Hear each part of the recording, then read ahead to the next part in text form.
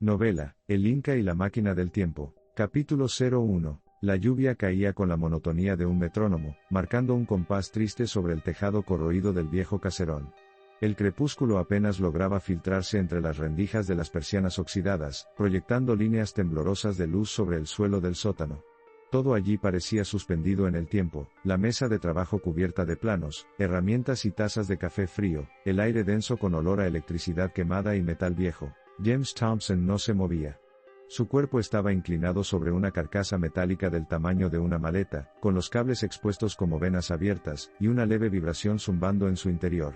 Tenía las mangas remangadas y los dedos tiznados de aceite, como si el tiempo no importara, como si la noche no pudiera alcanzarlo. Una chispa azul se encendió brevemente.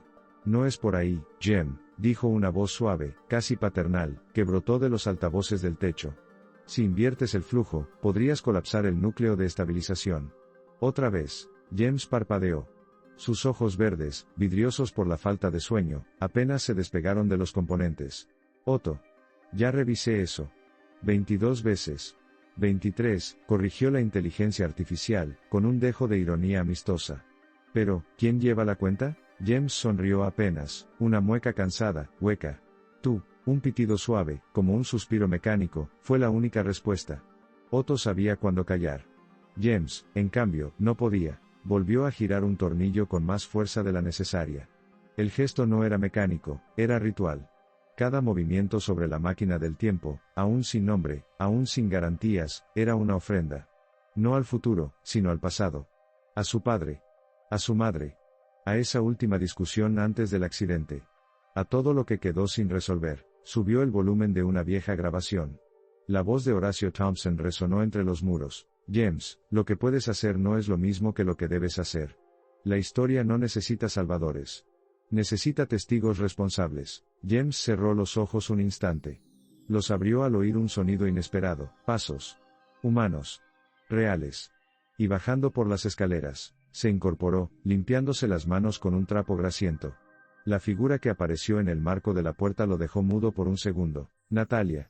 Sigues oliendo a cobre quemado», dijo ella, sin preámbulos. Vestía un abrigo largo empapado por la lluvia, el cabello rojo corto y revuelto, las botas manchadas de barro.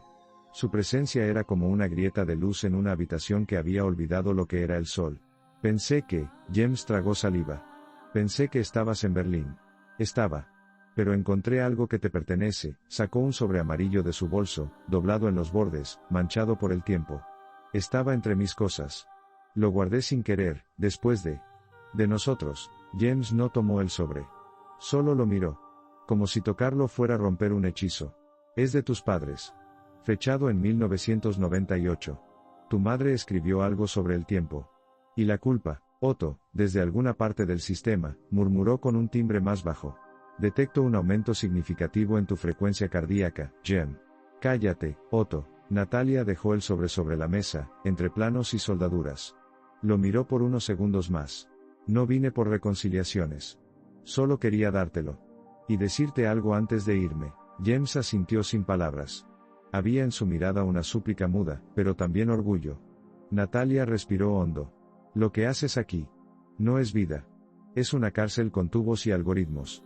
No puedes devolverles la vida, James. Pero puedes dejar de enterrarte con ellos». Dio un paso atrás. «Otro.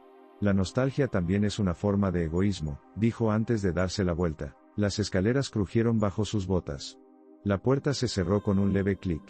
Y la lluvia siguió golpeando el techo como si el mundo no hubiese cambiado. James no se movió de inmediato. Miró el sobre. Lo abrió con manos temblorosas. La letra de su madre seguía siendo tan clara como la recordaba. En el papel amarillento, las palabras se desplegaban como una profecía. «El tiempo no es una línea. Es una red de hilos que llevamos dentro. Algunos nos ahogan. Otros nos salvan. Pero todos nos atan. Si alguna vez tienes el poder de torcer uno, hazlo con amor, no con miedo». James dejó caer el papel lentamente. Lo recogió con cuidado, lo puso junto al núcleo de la máquina. «Otto. Encendé el núcleo. Empezamos otra vez. Desde el principio. ¿Estás seguro, Jem?» Sus ojos se clavaron en el resplandor intermitente de la máquina. Más que nunca, la luz azul volvió a palpitar, y el eco del pasado, al fin, había dicho su nombre. Capítulo 02. El amanecer apenas insinuaba su presencia cuando James encendió el panel principal. No bostezó. No titubeó. Las luces del laboratorio no eran distintas de las del día, frías, constantes, ajenas a cualquier reloj biológico. La noche no se había ido aún del todo, pero él ya había dejado atrás lo que entendía por descanso. La carta de sus padres reposaba abierta junto al teclado, como una herida que se negaba a cerrarse. Las letras inclinadas de su madre, firmes a pesar del paso del tiempo, hablaban de la memoria como un espejo que no perdona. Hijo, el tiempo no es una flecha recta, es una red de hilos entrelazados. Cada uno lleva una consecuencia. No lo toques sin comprenderlo primero. James se pasó una mano por la barba, respirando con la intensidad de quien sabe que está a punto de cometer un acto irreversible, pero no se detendrá. Otto, murmuró. Presente, respondió la voz metálica, aunque curiosamente cálida, como si llevara siglos acompañando a James. No hay vuelta atrás. Nunca la hubo, respondió la inteligencia artificial sin asomo de sarcasmo esta vez. Carga coordenadas temporales. Año 1532. Ubicación, región de los Andes Centrales. Primer contacto hispano con el Tahuantinsuyo. Entendido. ¿Confirmas intención de salto? James dudó. Cerró los ojos. Vio a su padre entre herramientas, un destello de fuego cruzando su memoria, un taller lleno de planos y humo, la voz grave de Horacio murmurando advertencias que entonces sonaban como cuentos de ciencia ficción. Ahora eran advertencias. Confirmo. La sala vibró como un corazón latiendo por primera vez. El cilindro de cuarzo central chispeó con energía azulada, y el suelo tembló levemente mientras el aire se comprimía, se ondulaba, se volvía irreal. James entró en el interior de la cápsula, sus dedos temblando, pero sus ojos firmes. Su cuerpo se ofrecía al tiempo como quien entrega un sacrificio. Una luz blanca lo envolvió, y el mundo se rasgó. Andes Centrales. Año 1532. James se despertó como quien emerge de un pozo sin fondo.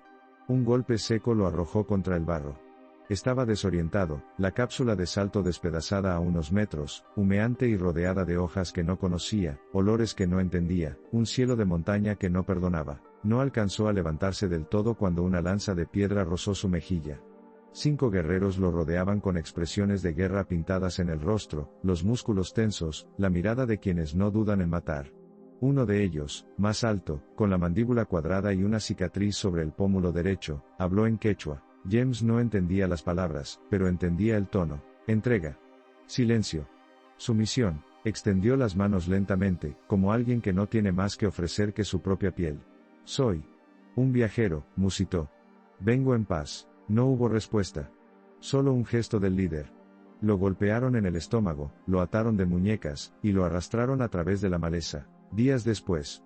Gran Palacio de Tumulus, Cusco. James fue conducido hasta una cámara de muros altos, donde los grabados parecían observarlo como ojos de piedra. Frente a él, sentado con la quietud de un dios, y el peso de un imperio sobre los hombros, estaba Huayna Capac. No necesitó presentación. Su sola presencia era un reino. Su manto estaba tejido con hilos de oro, la corona sostenía plumas negras de halcón, y sus ojos.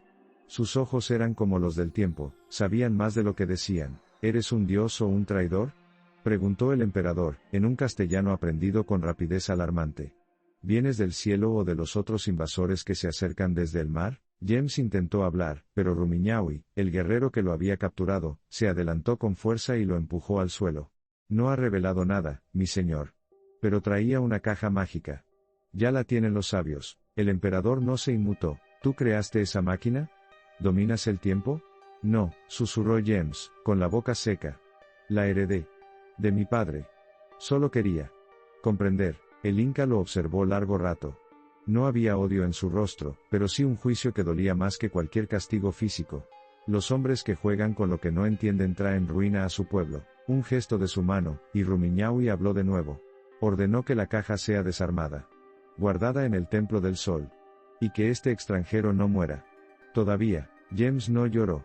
Pero en su pecho, el silencio se convirtió en un grito. Lo que había intentado evitar acababa de comenzar, y ahora, el pasado lo tenía prisionero. Capítulo 03, año 1532. Prisión subterránea, Andes precolombinos. El aire olía a tierra húmeda, piedra vieja y orines humanos.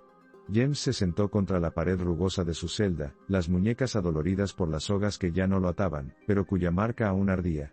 El silencio era pesado, interrumpido solo por el goteo lento de agua filtrándose desde alguna grieta invisible en el techo. A su lado, el reflejo metálico de una hebilla caída captaba la tenue luz de la antorcha más cercana, como si la civilización se resistiera a morir del todo en ese rincón del mundo. Había perdido. No su vida, todavía no, pero algo más esencial, el control del tiempo. Huayna Capac, el emperador que hasta hacía unos días era apenas un nombre en sus libros de historia, había cruzado el umbral de los siglos. Con su máquina. Con su legado.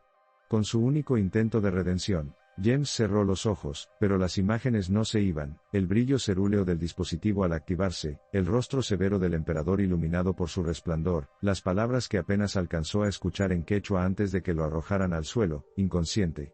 El que doma el tiempo, se dijo en voz baja, casi un susurro. Domina los destinos, completó una voz joven desde la oscuridad. James se irguió de golpe. La antorcha parpadeó. Hubo un leve movimiento entre los barrotes. Un muchacho de túnica blanca con bordes dorados lo observaba con la intensidad de un halcón y la curiosidad de un niño. Ojos oscuros, inteligentes. El rostro anguloso de la nobleza andina. ¿Quién eres tú?, preguntó James, su voz ronca por el encierro. Tupac. El joven miró a ambos lados, se acercó más.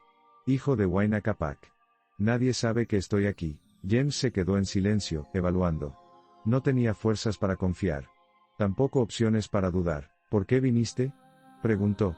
Vi lo que hiciste. La máquina. No es obra de este mundo. Tupac se agachó frente a los barrotes. La tocó mi padre, y ahora no está. James asintió con la cabeza, lentamente. Viajó al futuro. El joven inca no pareció sorprendido. Una sombra cruzó sus ojos. ¿Cómo es ese mundo? James dudó. Pensó en autos voladores, rascacielos, internet. Pero también en campos de refugiados, armas nucleares, océanos muertos. Es brillante. Y brutal. Como un dios que sonríe mientras devora a sus hijos. Tupac frunció el ceño. Silencio. Luego, sus dedos delgados sacaron algo de entre los pliegues de su túnica. Un trozo de metal retorcido.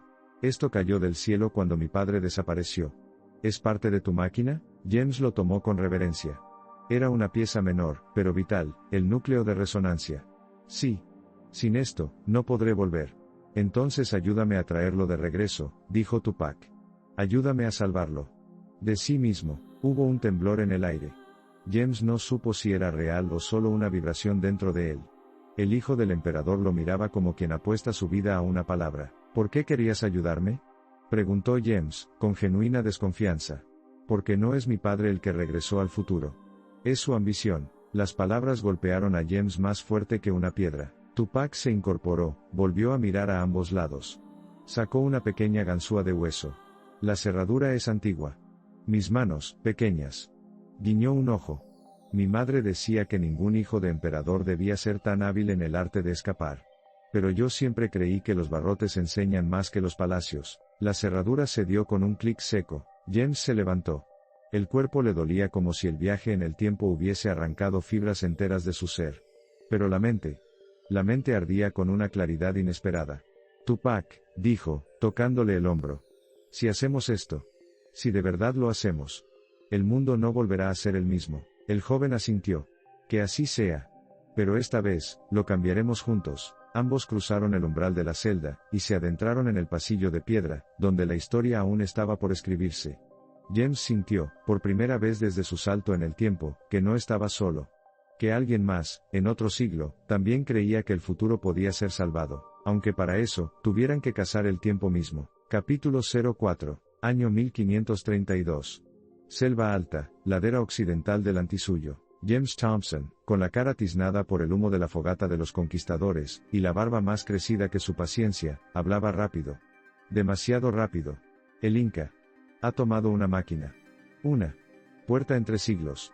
Si no recuperan ese objeto, si no me ayudan, perderán más que oro, dijo, sus palabras filtradas por un castellano imperfecto, y la desesperación de un hombre fuera de su era. Frente a él, bajo una carpa improvisada hecha de cuero de llama y estandartes rotos, los capitanes de Hernando de Soto lo miraban con la cautela de quien evalúa si una llama perdida es brujería o botín. Uno de ellos, de mirada turbia y voz como piedra mojada, se inclinó hacia James. Dices ser venido de más allá de los mares. Pero lo que dices es peor. Hablas de saltar el tiempo como si fuera un río que puedes vadear con botas secas. No somos idiotas, forastero. Pero tampoco ciegos. Muéstranos algo que valga la herejía. James sacó del bolsillo interior de su casaca un pequeño dispositivo. Un cilindro metálico negro, con una esfera luminosa en la punta. Bastó un leve toque para que una imagen en 3 dimensiones se alzara entre ellos, el mapa del continente sudamericano, con rutas brillantes marcando futuros que ninguno de esos hombres entendería por completo. Un murmullo recorrió el campamento. Algunos soldados se persignaron.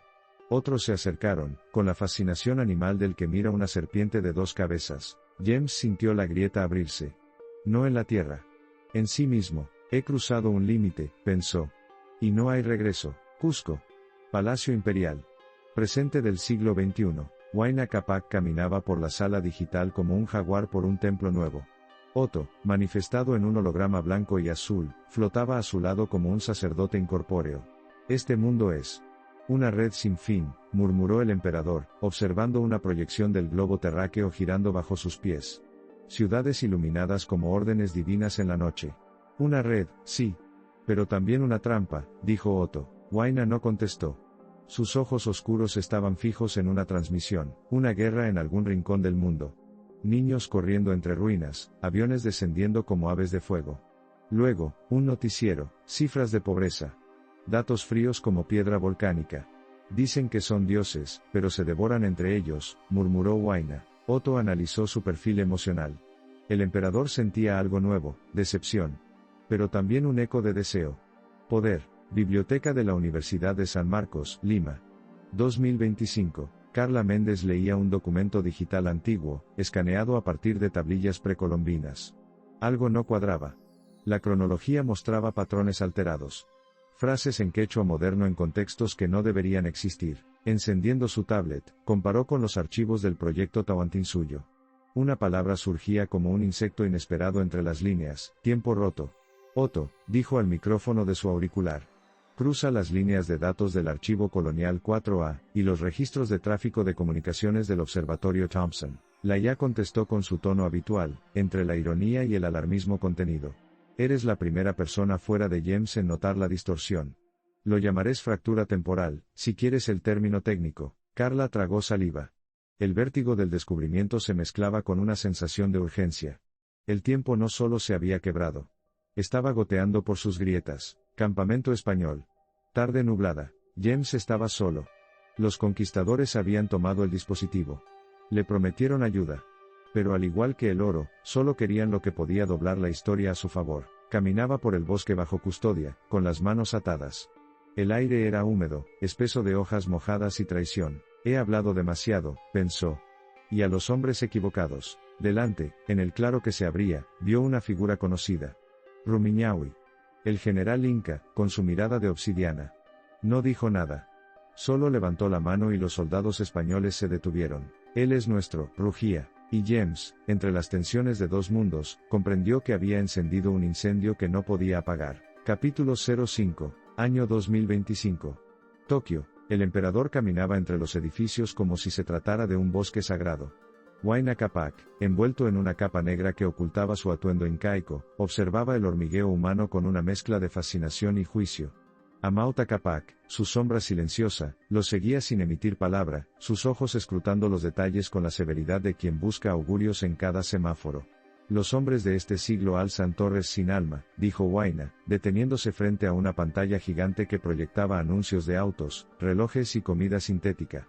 Pero adoran a estas luces como si fueran deidades. Y lo son, mi Inca, respondió el Amauta. Deidades de consumo. Imágenes que reemplazan al sol, pasaron bajo una marquesina de vidrio. Un niño los miró fijamente. Huayna le sostuvo la mirada. El niño sonrió. No por reconocerlo, sino por el brillo en sus ojos.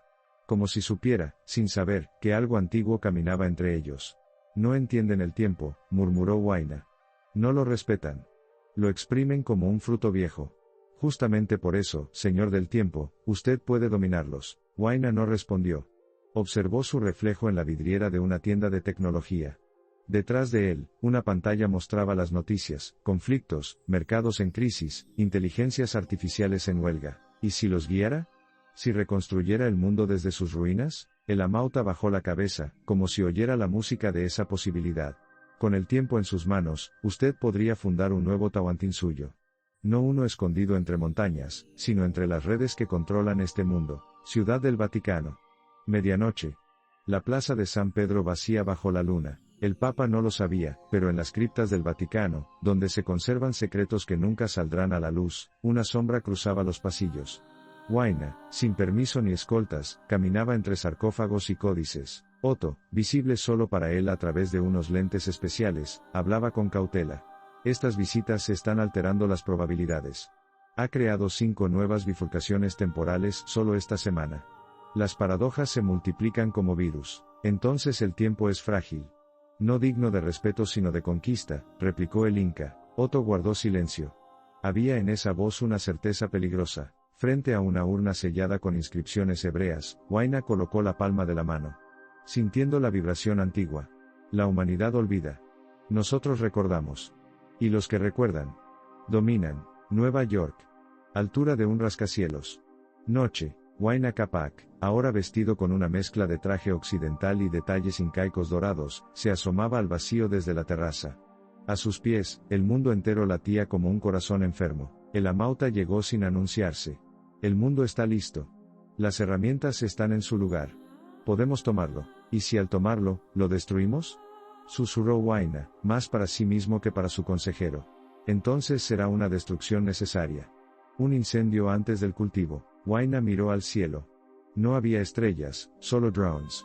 La luna era pálida, una imitación blanda de las noches de su imperio. Por primera vez, dudó. Pero la duda era un lujo que el poder no permite por mucho tiempo. Capítulo 06. Andes peruanos, 1532. Al amanecer, un trueno seco quebró el silencio de la montaña. No venía del cielo, sino de una fisura que vibraba con luz entre las piedras del sendero. James cayó de rodillas, jadeando. Su ropa estaba empapada, rasgada. Sangre seca marcaba su ceja derecha. Inca Tupac, cubierto por una capa de fibra de vicuña, lo sujetó antes de que se desplomara por completo. No pueden seguir así, señor del rayo, susurró Tupac, su voz más preocupación que burla. James alzó la vista. El joven tenía los ojos llenos de algo que él no recordaba haber visto en años, fe. No en los dioses. En él. La fractura, balbuceó James, hay más de una. El tiempo no es una línea. Es un tejido. Y lo estamos rasgando. Detrás de ellos, un zumbido distorsionado flotaba en el aire. Como si una radio mal sintonizada intentara transmitir desde siglos distintos. James tragó saliva. La realidad estaba filtrándose. Fragmentándose. ¿Nos persiguen? Preguntó Tupac, atento al eco. Sí. Pero no solo hombres, respondió James, poniéndose en pie con dificultad. También los errores. Lima, 2025. Oficina de Carla Méndez, Universidad de San Marcos. Carla apretó el botón de pausa. La tabla de registros coloniales frente a ella brillaba, su pantalla temblorosa. Otra alteración.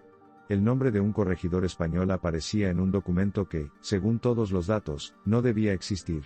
Otto, llamó, sin mirar. ¿Coincidencia o fractura? Fractura, respondió la voz de la IA. Múltiples eventos simultáneos. Trazos de lenguaje moderno incrustados en contextos precolombinos. Una línea en Huancavelica habla de electromagnetismo. Hay una en el Cusco que menciona nanotubos. Carla se quitó los lentes y se frotó los ojos. ¿El tiempo se está colapsando? Más bien. Combándose, dijo Otto. Como una hamaca que carga demasiado peso. Carla exhaló lentamente. Sabía que no podía resolver esto sola. Activa contacto con James. Usa el canal cuántico. Prisión improvisada en una cueva cercana a Vilcabamba. 1532. James y Tupac descansaban en la oscuridad cuando la figura de Rumiñahui emergió, sin armadura, cubierto apenas por un poncho empapado. Creí que eras traidor, y lo sigues pareciendo, dijo el general, lanzando al suelo un trozo de metal chamuscado. Parte de tu máquina. Lo encontramos. Flotando. Como si hubiera nacido del fuego. James lo reconoció. Era el núcleo de energía secundaria. Sin él, jamás volvería a casa. Lo recogió. ¿Me das esto? ¿Como advertencia? Preguntó. No. Como prueba, dijo Rumiñahui. El mundo que conoces está sangrando en el nuestro.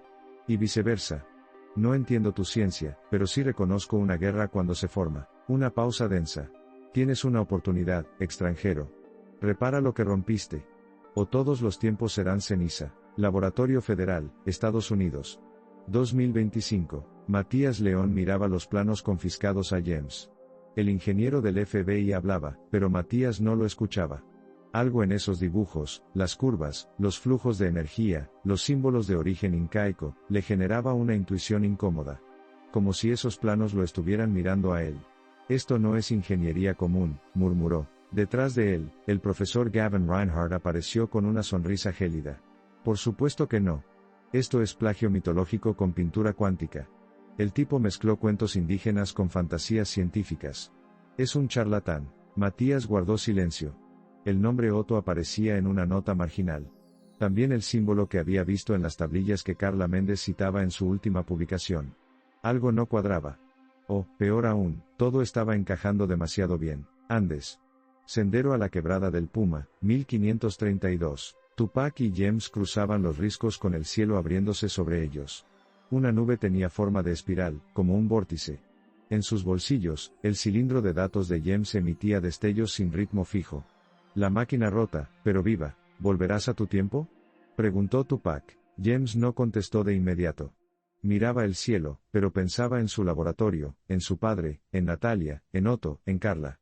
En todas las piezas dispersas de una vida incompleta. Si lo hago, no será para huir. Será para cerrar las grietas. Tupac asintió, y por un momento, caminaron como iguales. No como viajero y guía. No como sabio y aprendiz. Como dos hombres que sostenían, en el pliegue de sus decisiones, el tembloroso futuro del tiempo mismo. Capítulo 07. El crepitar de las antorchas moribundas dibujaba sombras movedizas sobre los muros de piedra, como si los mismos ancestros del imperio observaran en silencio. James, con las manos sucias de polvo, y el rostro encendido por la fiebre de la culpa, esparcía piezas rotas sobre una tela extendida en el suelo. No hablaba.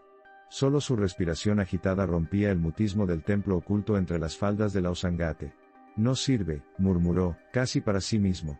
Aún no, corrigió Tupac, agachado a su lado, sus dedos delgados ajustando un engranaje con la paciencia de un tejedor. James lo observó un instante.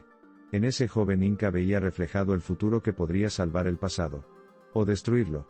Si mi padre estuviera aquí, suspiró. Lo está, intervino Otto, cuya voz surgió de un rudimentario dispositivo que Tupac había ayudado a rearmar con minerales locales y fragmentos del módulo dañado. Revisa el archivo Interferencia 22. James parpadeó. Eso estaba oculto. Tu padre dejó esa grabación bajo un protocolo de emergencia. Solo se activa si el límite está cerca. Con dedos temblorosos, James activó la grabación. Una proyección opaca emergió sobre la piedra. Horacio Thompson, más joven, con la barba menos canosa y la mirada intacta. Su voz, sin embargo, temblaba de gravedad. Hijo, si estás viendo esto, significa que has llegado demasiado lejos. La línea que separa al explorador del conquistador es delgada. El tiempo no es tuyo. No intentes poseerlo. Escúchalo. Y desapareció. James cerró los ojos. Algo dentro de él, que había permanecido congelado por años, comenzó a derretirse. En paralelo, a miles de kilómetros, Carla tomaba la decisión más audaz de su vida. Seguía los rastros digitales de Huayna Capac por la red global. Videos, huellas de IPS, señales geolocalizadas. El emperador incaico había estado en Tokio, París y Dakar en los últimos 5 días. Se movía como un dios que observa y duda. Lo encontró en Nairobi. Un centro de investigación médica mostraba a Huayna de pie frente a una sala de enfermos. Su mirada, antes de piedra, temblaba. Carla se acercó con cautela, sin traducción, sin explicaciones. Solo le mostró una imagen, la masacre de Bagdad. Luego otra, un glaciar desaparecido. Luego otra, un informe de pobreza en América Latina. Huayna no habló. Pero en sus ojos se encendía el fuego de la reflexión. Otto, desde el laboratorio remoto, analizaba las bifurcaciones temporales. Cada interferencia, cada salto sin cerrar, era un eco que rebotaba hacia atrás, como una piedra lanzada a un lago sin fondo. El tiempo sangraba. Carla lo sabía. James lo intuía. Esa noche, James y Tupac levantaron por fin el esqueleto de la nueva máquina. Era más primitiva, más simple, pero contenía en su corazón la lección aprendida. No era una herramienta de dominio, sino de escucha. James colocó su mano sobre el disco de cobre central. Miró a Tupac. No quiero controlar el tiempo. Solo quiero comprender por qué lo perdimos. Tupac asintió con solemne silencio. En el presente, Huayna Capac observaba el cielo nocturno africano, como buscando respuestas en constelaciones ajenas. En su mano, una piedra tallada con glifos ancestrales comenzaba a vibrar. Una señal. Un eco. Tal vez, una posibilidad de regresar. Y al otro lado de la historia, el reloj que no marcaba horas volvió a latir. Capítulo 08. El sol se retiraba con lentitud, engullido por la silueta negra de los Andes, mientras el eclipse parcial comenzaba a trazar su mordida en el cielo. Desde el borde del barranco, James contemplaba la sombra curvada avanzar por el disco solar como un presagio. El aire olía a ozono, a cobre viejo, a destino. A sus espaldas, la máquina improvisada zumbaba con una vibración contenida. Tupac apretaba una última hebra de fibra vegetal que mantenía firme la conexión entre las piezas de obsidiana y el núcleo reconstruido. La estructura temblaba, no de debilidad, sino como si supiera que lo que estaba por ocurrir excedía los límites de su diseño. ¿Estás listo?, preguntó Tupac, su voz cargada de algo más profundo que miedo, respeto. James no respondió de inmediato. Sacó del bolsillo interior de su chaqueta una tira de papel doblada. Era el mensaje codificado que Otto y Carla habían ayudado a escribir, comprimido en un patrón fractal que solo podía leerse con el visor del siglo XXI. Lo sostuvo en el aire un segundo, luego lo introdujo en el compartimento de la cápsula temporal. A miles de kilómetros, en el sótano del laboratorio, Carla y Otto monitoreaban cada fluctuación del campo electromagnético. Carla tenía los ojos clavados en el monitor, las líneas de código danzaban como un idioma vivo. Otto murmuraba cálculos, predicciones, advertencias. Había una sola ventana para enviar la señal, 23 segundos durante el punto máximo del eclipse. Ahora, James, dijo Otto por el canal cuántico. James presionó la palanca. Un destello azul estalló desde la máquina. Las montañas temblaron. Las aves huyeron del cielo. El tiempo, por un instante, pareció inhalar profundamente. Entonces, el grito, Rumiñahui emergió desde las sombras como una flecha arrojada por los dioses. Su lanza describió un arco de furia, y aunque James giró para evitarla, la punta de obsidiana rozó su costado. El dolor le dobló las piernas. Traidor del tiempo, rugió el capitán Inca, con los ojos inyectados de una furia que venía desde antes del primer reloj. Tupac se interpuso. No con violencia, sino con firmeza. Levantó ambas manos. Él no huye. Él repara. Rumiñahui vaciló un segundo, pero ese segundo bastó. James, herido, cayó dentro del campo de activación. La máquina vibró con una nota profunda, grave, como un corazón que se despedía de su cuerpo, y desapareció. Silencio. Luego, una lluvia leve comenzó a caer sobre los restos humeantes del círculo de piedra. En Boston, Carla vio cómo la señal se desvanecía del radar temporal. ¿Funcionó?, preguntó, apenas un susurro. Otto tardó 5 segundos eternos en responder. No lo sé. El salto fue inestable. Pero la señal llegó. Huayna Capac la recibió.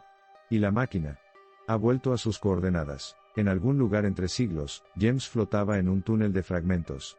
Voces cruzadas. Memorias ajenas. El rostro de su madre. La risa de Natalia. El consejo de su padre. El tiempo no es tuyo.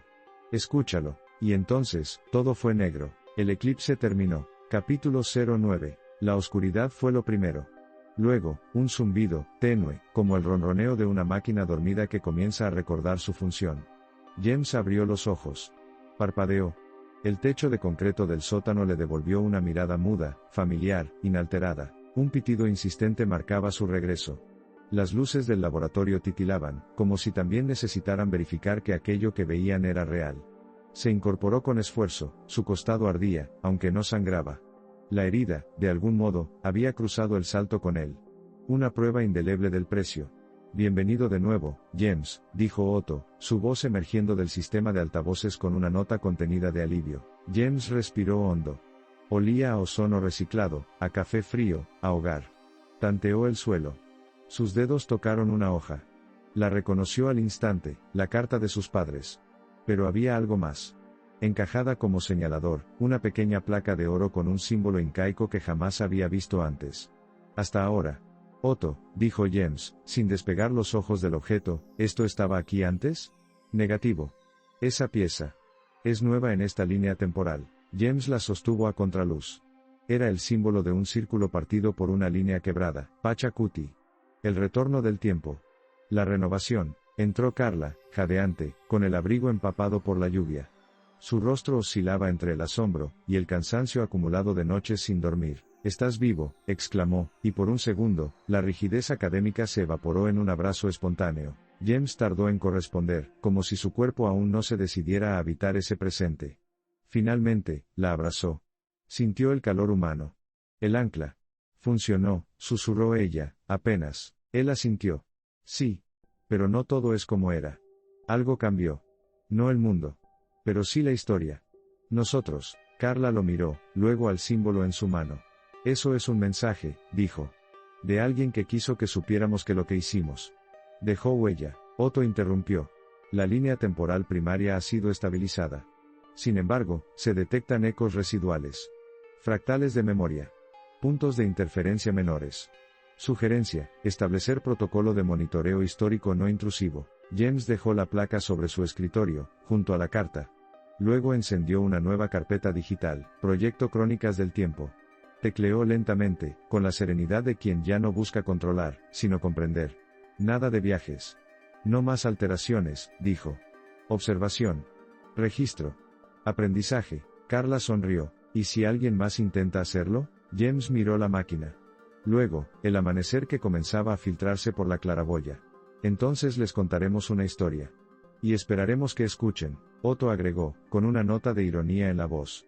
Sugerencia archivada, nombre poético para el nuevo archivo. James no dudó, el eco de un cambio, y por primera vez desde el salto, sonrió. Capítulo 10. El museo respiraba silencio. Las paredes, cubiertas de vitrinas iluminadas, protegían objetos que parecían susurrar secretos desde el fondo del tiempo. El mármol pulido del piso devolvía los pasos como ecos suaves, discretos, casi reverenciales. Cusco, con su mezcla inestable de modernidad y leyenda, se agazapaba detrás de los ventanales del recinto, difuso bajo la lluvia vespertina. Un niño de no más de 7 años se detuvo frente a una tablilla expuesta bajo un domo de cristal. Tiró suavemente de la manga de su padre. ¿Y esto qué es, papá? El padre inclinó la cabeza, leyó la inscripción en el cartel. Una tablilla ceremonial de oro. Dice aquí que fue hallada en las ruinas de Sacsayhuamán.